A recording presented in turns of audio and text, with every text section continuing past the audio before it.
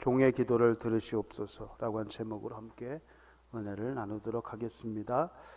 예루살렘이 함락되고 성전이 파괴된 후 재건되기까지 70년이 걸렸습니다. 그로부터 또다시 70년이 지났으나 무너진 예루살렘 성벽은 여전히 파괴된 채 남아 있었습니다. 성벽을 다시 쌓으려는 노력이 없었던 것은 아닙니다. 에스라 귀환 후 10수년 동안 여러 차례 성벽 재건을 시도했으나 그때마다 대적들의 방해로 번번이 실패했습니다. 아울러 백성은 큰 고통과 치욕을 당하며 살고 있었습니다. 이 소식이 수상궁에 있던 느헤미야에게 전해졌습니다. 그의 형제인 하나니가 두어 사람과 함께 와서 유다와 예루살렘의 사정을 그에게 알린 것입니다. 그때 느헤미야는요, 왕의 술 관원을 맡고 있었습니다. 왕의 술 관원이었습니다. 당시 술 관원은 왕의 절대적 신임을 받는 고위직 관료였습니다. 고대에는요, 왕을 암살하려는 시도가 빈번히 일어났습니다. 에스더서에 보면요, 내시도 당시에는 만만치 않은 권력을 가지고 있는 사람들이었습니다. 그런데 어떻게 했어요? 왕을 암살하려고. 당시에는요, 왕을 암살하는 일이 빈번히 일어났습니다. 그 방법 중에 어떤 것이 있냐면 음식과 술에 독을 타는 겁니다. 그래서 이 술 맡은 관원이 하는 역할은 독이 들었나 안 들었나 확인하는 거예요. 그래야 이 왕의 안전을 책임질 수 있습니다. 술에 독이 들어있는지 확인함으로써 왕의 완전을 확보하는 역할을 하는 것이 바로 술 관원입니다. 그런 일을 맡았다는 것은 왕이 느헤미야를 절대적으로 신임하고 있었음을 알 수 있습니다. 그러니까 느헤미야가 어떤 사람인가를 여기서 봐도 알 수가 있는 것이죠. 그럼 다니엘은 직위가 뭐였습니까? 바벨론의 총리였어요. 그렇죠? 무엇보다 정직했습니다. 물론 하나님을 잘 섬기기도 했어요. 그래서 느헤미야도 마찬가지입니다. 하나님을 잘 섬긴 사람, 정직한 사람, 믿을 만한 사람. 그래서 아닥사스다 왕이 그를 술 맡은 관원으로 임명을 한 겁니다. 그뿐 아니라 술 맡은 관원은요, 왕과 대화를 하고 술을 따르면서 왕과 대화를 하고 왕에게 조언을 하는 역할도 감당을 했습니다. 그러니까 왕의 최측근입니다. 왕과 너무 친한 사람. 그리고 옥새, 국세라고도 하죠. 옥새도 관리하는 역할을 했다고 해요. 그러니까 이 술 맡은 관원이요, 당시에 얼마나 지위가 높았는지, 느헤미야의 지위가 어느 정도인지 짐작할 수 있습니다. 그런데 이 모든 것은 하나님의 은혜였고 하나님의 섭리였습니다. 하나님의 일을 하시고자 느헤미야로 하여금 그런 일을 감당케 하신 겁니다. 느헤미야는요, 유다에 관한 소식을 듣고는 어떻게 했습니까? 어떤 반응을 보였습니까? 앉아서 울었습니다. 그는 바벨론에서 태어난 포로 2세대 혹은 3세대로서 예루살렘에 가본 적은 없습니다. 그러니까 그의 조상이요, 바벨론의 포로로 끌려왔는데 그 바벨론에서 태어난 자가 느헤미야입니다. 2세대일 수도 있고요, 또 3세대일 수도 있습니다. 예루살렘에 가본 적이 없습니다. 그러나 다니엘이 그랬던 것처럼 이 느헤미야는요, 조국 유다의 회복을 위해서 늘 기도했습니다. 파괴되었던 성전은 이미 재건되었고, 여러분 1차 귀환 때 비록 시일이 오래 걸리긴 했지만 516년에 성전이 재건됐습니다. 그리고 2차 귀환 누가 이끌었습니까? 에스라 2차 귀환이 있었어요. 불과 10수년 전의 일입니다. 1차 귀환과 2차 귀환으로 인해서 이 예루살렘이요, 어느 정도 회복되었을 것이라고 이 느헤미야가 생각했을 것입니다. 그런데 들려오는 소식은 그것과 정반대였습니다. 예루살렘이 참담한 상황에 직면했다는 소식을 들으니 너무 마음이 아프고 슬퍼서 울지 않을 수가 없었습니다. 그러나 울고만 있지는 않았습니다. 우는 것은요, 아무나 할 수 있습니다. 울어서 문제가 해결되면요, 하루 종일 울어도 돼요. 그렇죠? 그런데 운다고 문제가 해결되는 것이 아닙니다. 그래서 어떻게 했습니까? 기도했습니다. 수일 동안 금식하며 하나님께 간구했습니다. 우리는 느헤미야를 통해서 기도를 어떻게 해야 하는가, 그것을 배울 수가 있습니다. 기도의 모본이라고 할 수가 있어요. 어떻게 기도해야 하는가? 첫 번째입니다. 기도의 대상을 알아야 됩니다. 기도의 대상을 알아야 합니다. 느헤미야는 하나님이 어떤 분인가를 고백함으로 기도를 시작했습니다. 하나님에 대한 찬양일 수도 있어요. 느헤미야가 고백한 하나님이 어떤 하나님입니까? 5절 말씀인데요. 다 같이 한번 읽어보겠습니다. 이르되 하늘의 하나님 여호와 크고 두려우신 하나님이요 주를 사랑하고 주의 계명을 지키는 자에게 언약을 지키시며 궁유를 베푸시는 주여 간구하나이다. 그가 고백한 하나님이 어떤 하나님인가 자세히 살펴보겠습니다. 첫째, 하늘의 하나님 여호와입니다. 우리의 기도의 대상은요, 하늘의 하나님 여호와입니다. 이 칭호는요, 유대인들이 전통적으로 사용하는 하나님에 대한 칭호로서 이방인들이 섬기는 신들과는 근본적으로 다르다는 것을 보여줍니다. 유대인이 섬기는 하나님이 어떤 하나님이냐, 우리가 섬기는 하나님이 어떤 하나님인가. 그 하나님은요, 이방 신들과는 달리 유일하신 하나님입니다. 하나님께서는 많은 신들 가운데 하나가 아닌 오직 유일하신 여호와이십니다. 그러므로 여호와 하나님만이요 우리의 기도의 대상입니다. 하나님께만 기도하면 돼요. 누구를 통해서요? 예수 그리스도를 통해서 하나님께만 기도하면 돼요.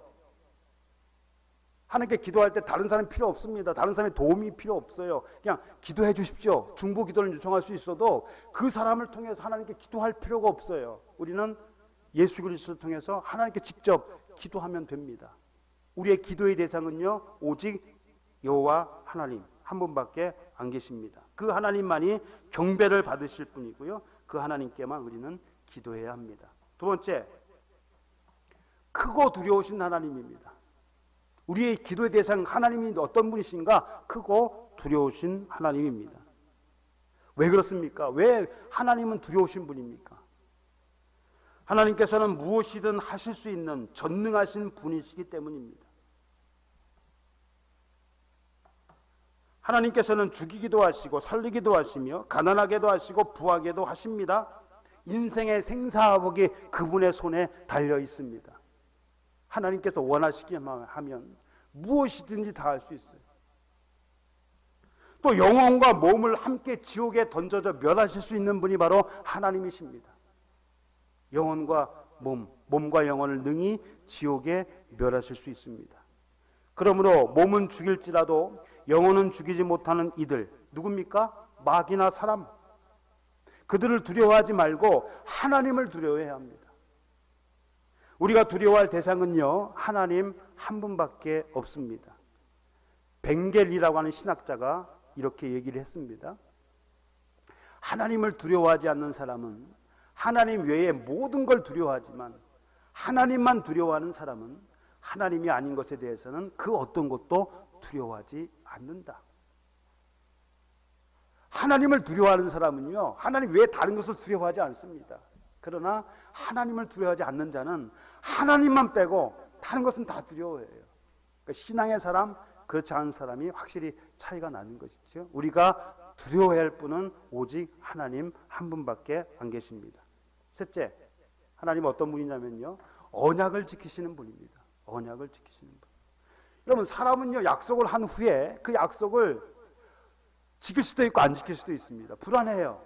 믿질 못해요. 그 사람은 믿음의 대상이 아니죠. 믿음의 대상은 오직 하나님. 왜 그렇습니까?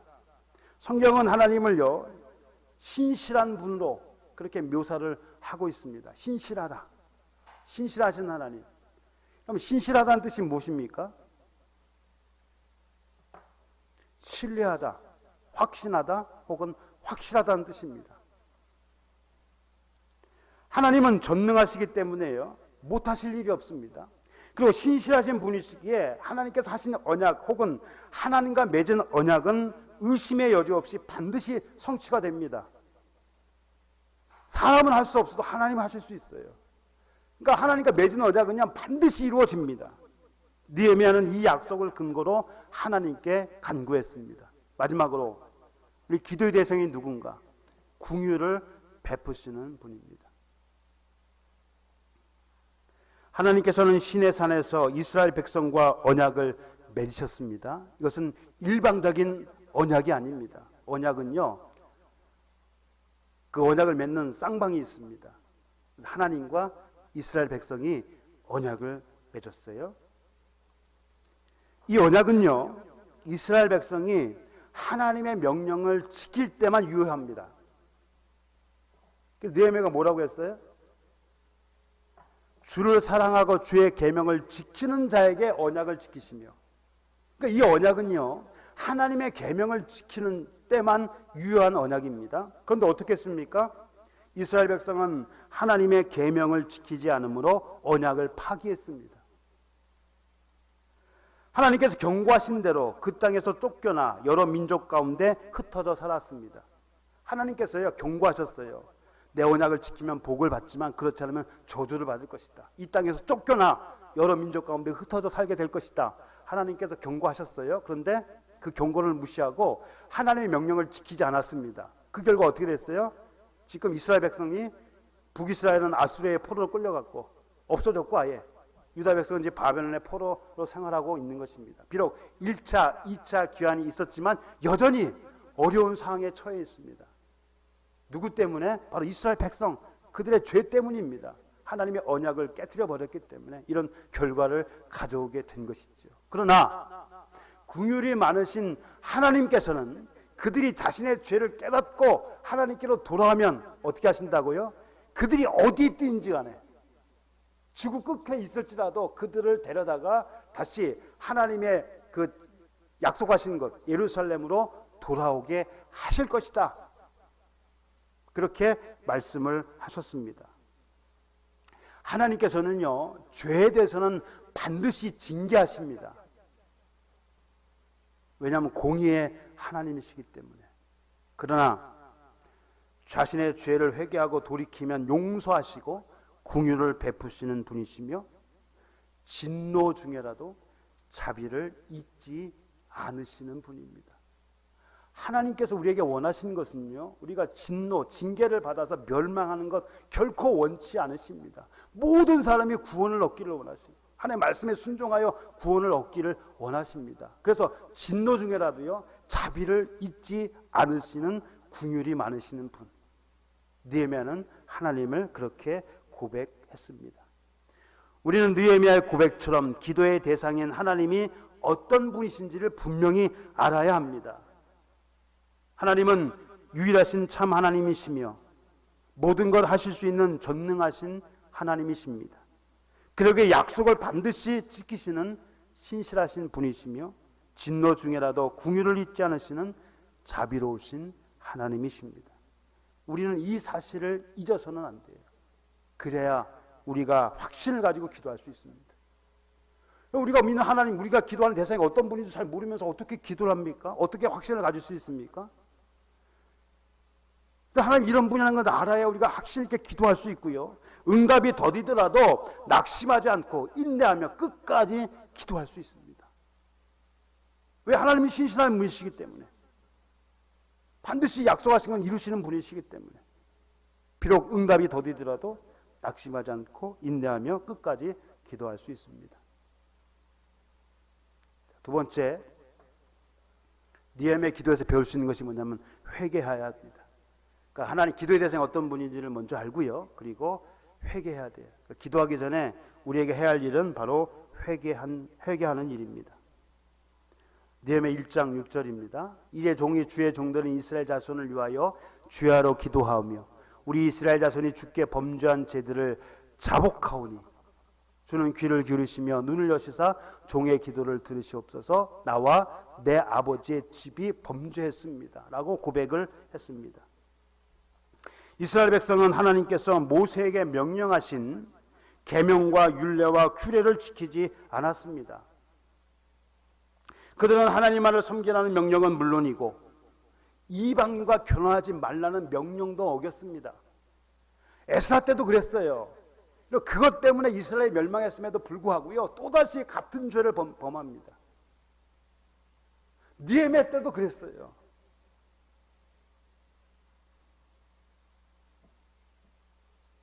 그들은 하나님의 명령을 잊어버리고 하나님을 잊어버리고 여호와께서 보시기에 온갖 악행을 저질렀습니다. 이방인과 결혼하지 말라. 그랬더니 어떻게 했습니까?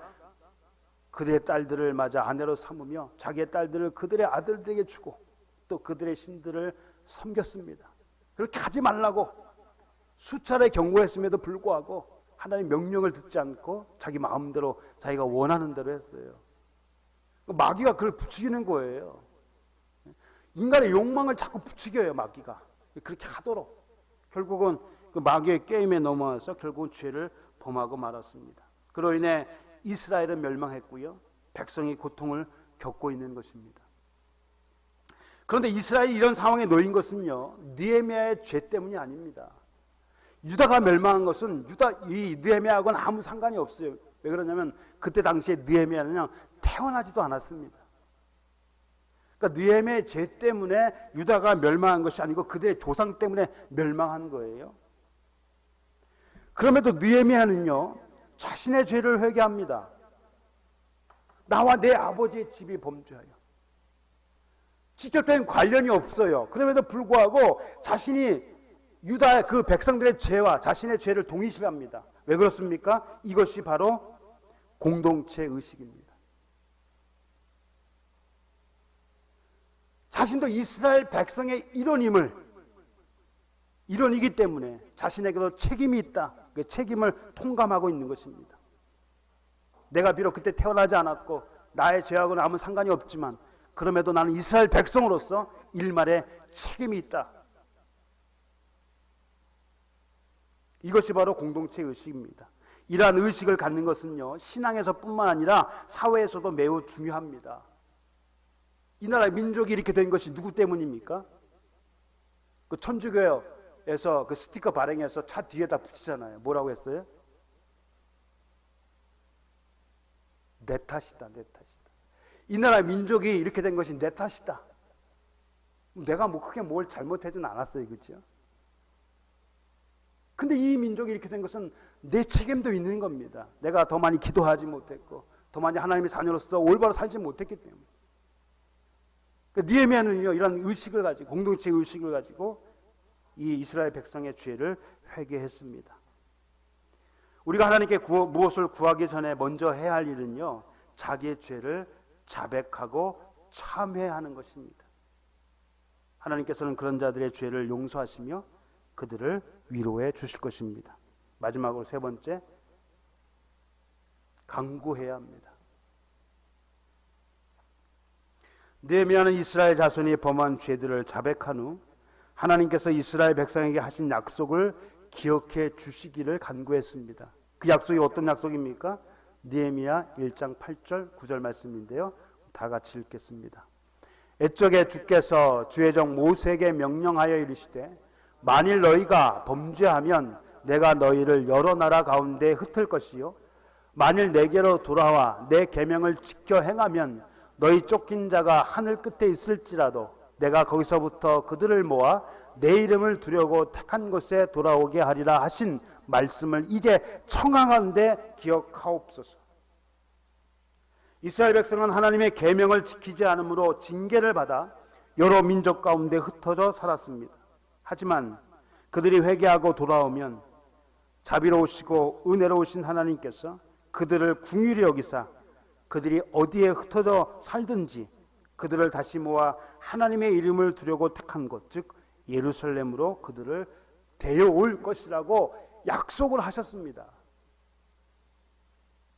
에레미야 26장, 신명기 30장, 레위기 26장, 레위기 16장과요 신명기 30장에 보면 이런 내용이 나와요. 이 느헤미야가요, 이 약속을 하나님 이렇게 말씀하시지 않았습니까? 그러니 이 말씀을 기억하옵소서. 느헤미야는 그 말씀을 제발 기억해 주시기를 하나님께 간구했습니다. 하나님의 백성인 이스라엘의 회복을 위해 간절히 기도한 것입니다. 아울러 자신이 유다로 갈 수 있도록 왕 앞에서 은혜를 입게 해달라고 간청했습니다. 오늘 종이 형통하여 이 사람들을, 원래 이 사람들이 아니에요. 원래는 단수로 되어 있는데 이 사람 앞에서 은혜를 입게 하옵소서. 왕을 앞에 위시해서 이방인들에게 은혜를 입게 해달라고 그렇게 기도했습니다. 느헤미야는 술 맡은 관원으로 막중한 책임이 있었기 때문에 쉽게 예루살렘으로 갈 수가 없었습니다. 또한 이 일로 인해 왕의 노여움을 사게 될 수도 있습니다. 왜냐하면 잘못하면 이것이 반역의 시도라고 여길 수가 있기 때문입니다. 예루살렘 성벽을 재건하려는 느헤미야의 시도를 자신에 대한 반역의 행위로 볼 수도 있었기 때문에 잘못하면 느헤미야가 죽음일 수도 있어요. 이러한 이유로 왕은 이미 즉위 초기에 예루살렘 성벽 재건에 대한 시도를 자신에 대한 반역으로 보고 중지시킨 바가 있습니다. 이 아닥사스다 왕이요, 성벽 재건을 바벨론, 이 자기에 대한 반역으로 여기고 중지를 시킨 적이 있습니다. 에스라 4장에 나와 있어요. 그런 상황에서 이 느헤미야가 내가 성벽 예루살렘 성을 재건하러 가야 되겠습니다라고 말하면 이 아닥사스다가 뭐라고 생각하겠습니까? 혹시 반역이라고 생각하지 않을까요? 따라서 느헤미야는 예루살렘으로 가서 성벽을 재건해야 한다는 마음이 간절하면서도 걱정이 되었습니다. 지금 예루살렘 상황이 어떻습니까? 성벽은 다 허물어졌어요. 싸우려 하면 방해 때문에 또 허물어지고 성문은 다 불타 있습니다. 그러니까 자기가 가서 이것을 하고 싶어도 얘기를 할 수가 없는 거예요. 왜냐하면 반역으로 몰릴 수도 있기 때문에. 그래서 기도한 겁니다. 하나님, 오늘 종이 형통하여 이 사람들 앞에서 은혜를 입게 하옵소서. 그리고 그 기도가 얼마 만에 이루어졌습니까? 느헤미야가요, 예루살렘의 비참한 소식을 듣고 기도했지요. 이스라엘 회복을 위해서. 그리고 내가 돌아가서 그것을 할 수 있도록 사람들 앞에 은혜를 입게 해달라고 기도했습니다. 그런데 그 기도가 얼마 만에 이루어졌냐면요, 4개월 만에 이루어졌습니다. 4개월. 여러분, 기도한다고요 바로 응답되는 것이 아니에요. 자, 2장 1절에 응답이 됐어요. 드디어. 근데 언제입니까? 이때가 아닥사스다 왕 제20년 니산월. 니산월이 언제예요? 유대력으로는 1월 달입니다. 오늘날은 3, 4월 달을 말하는 거예요. 이 니산월에 뭐가 있냐면 6월절이 있어요. 무교절도 있고요. 자, 그런데 보세요. 1장 1절에는 뭐라고 있습니까? 제20년 기스르월. 기스르월은요, 태양력으로 11월, 12월입니다. 그래서 좀 뭔가 이상하지 않습니까?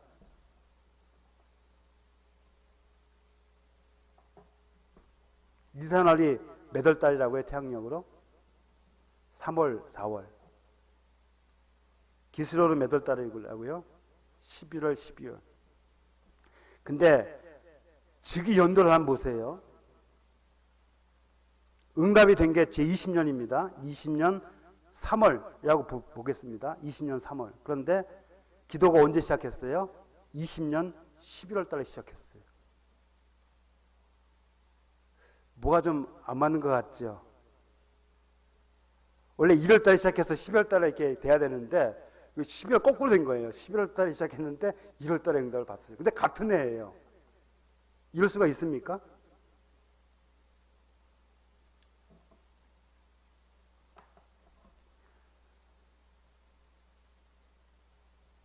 잘 보세요. 유대 사람들은요, 1월 달에 시작이 언제냐면 디스리월에 시작을 합니다. 그러니까 태양열로 9월, 10월이 유대인에게는 몇 월 달이에요? 1월 달이에요. 그래서 이렇게 시작을 해서 니산월이 뒤에 온 겁니다. 그래서 11월, 12월 달에 기도를 했는데, 기스르월에 기도를 했는데, 응답은 니산월에 됐어요. 4개월 만에 응답이 된 겁니다. 그렇죠? 그래서 기도가 4개월 만에 응답이 됐어요. 여러분, 다니엘의 기도는 며칠 만에 응답이 됐습니까? 다니엘의 기도는 며칠 만에 응답됐어요? 하루 만에 응답됐어요. 근데 응답이 오기까지 방해 세력이 싸웠고 며칠 걸렸습니까? 3주가 걸렸죠. 첫날부터 4마리의 응답을 받았어요. 첫날부터. 기도하기 시작한 그날부터 응답이 있었던 거예요. 근데 그 응답을 가지고 오다가 방해를 받았잖아요. 바사 왕국의 왕들과 함께 그들이 막아가지고 못 왔어요. 그래서 며칠 만에요? 21일, 3주 만에 응답이 왔어요. 응답은 떨어졌는데 전달되기까지 시간이 많이 걸린 거예요. 그러면 성경에서요, 가장 짧은 시간에 응답받은 기도는 어떤 기도일까요?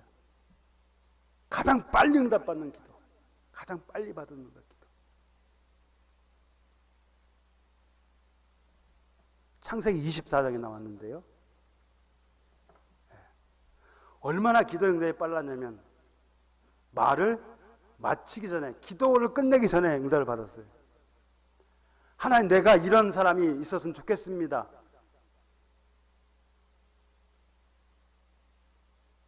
지금 아브라함의 종이 이제 그 이삭의 아내를 얻기 위해서 하란으로 갔잖아요.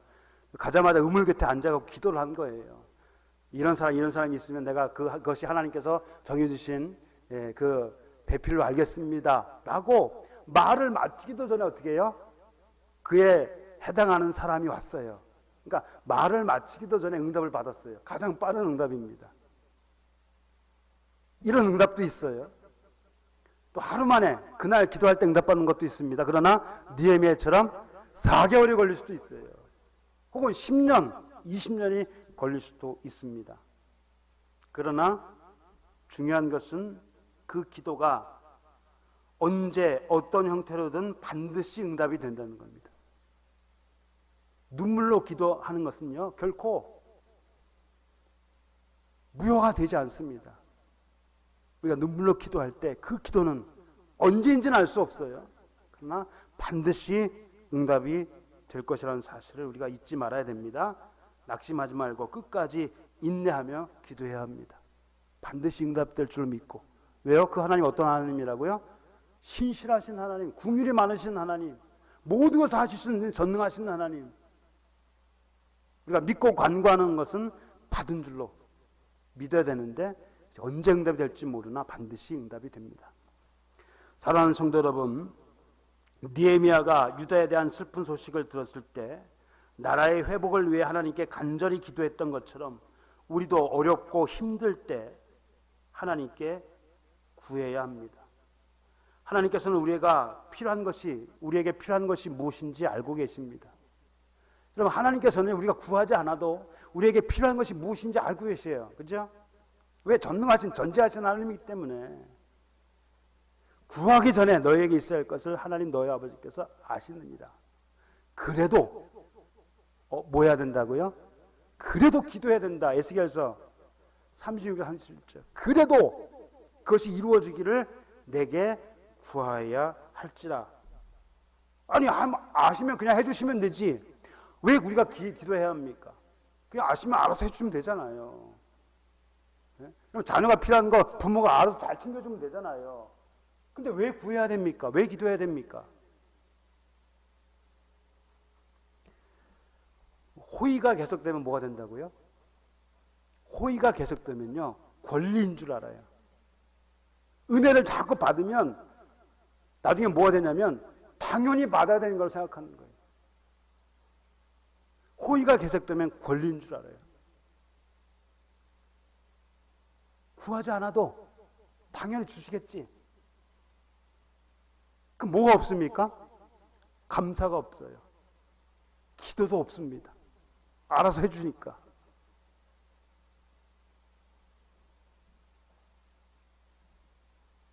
그래서 우리는 기도해야 됩니다. 모든 걸 하나님께서 아시지만 그래도 우리가 구해야 돼요. 그리고 느헤미야의 기도는요, 자신을 위한 기도가 아니라 유다와 이스라엘 백성을 위한 중보 기도였습니다. 자기를 위해 기도하지 않았어요. 이스라엘 민족을 위해서 기도했습니다. 우리도 자신이나 가정뿐 아니라 이 나라와 민족을 위해서, 그리고 신앙 공동체인 교회를 위해서 기도해야 합니다. 그리고 그 기도가 응답되기까지 인내하며 기다려야 합니다. 그때가 언제인지는 알 수 없으나 자비로우시고 은혜로우시며 신실하신 하나님께서 반드시 응답해 주실 줄로 믿습니다. 기도하겠습니다.